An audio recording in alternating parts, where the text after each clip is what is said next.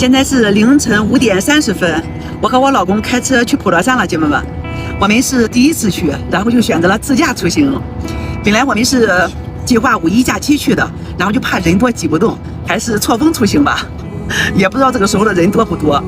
然后从我们山东济宁到普陀山要10个半小时的车程，然后在服务区休息休息，怎么也得12个小时。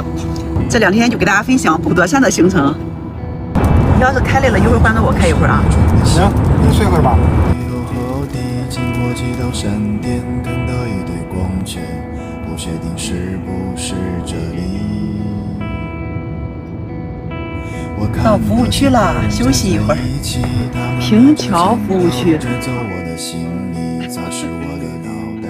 开马福气满满。你看我开个车比你开车还紧张吧？你说你担心啥？都20年的老司机了都，岁数吧是吧？好。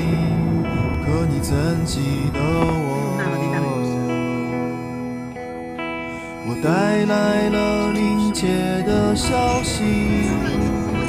南湖服务区。你带的还怪全乎呢。后面不能亏待自己啊。在家里拿来的卤鹅，你吃泡面呀？我要了一份牛肉汤，还有一个饼。这个粉丝好像煮过了，不好吃。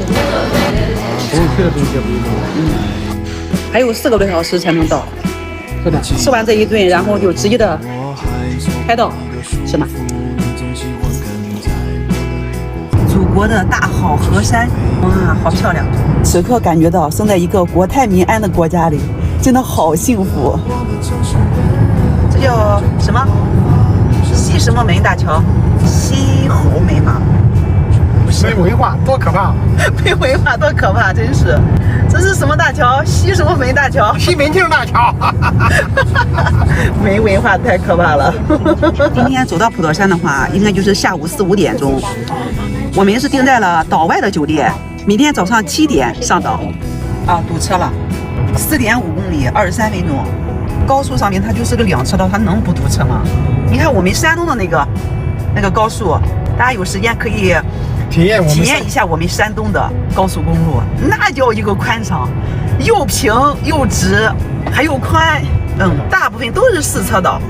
终于到了，12个小时，真的是挺感谢我老公的。我开了也有2个小时了，有2个小时，我老公开了8个小时。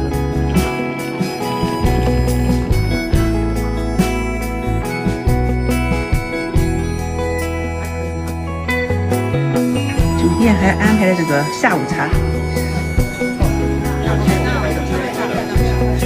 喝点酒啊，梅子酒。来。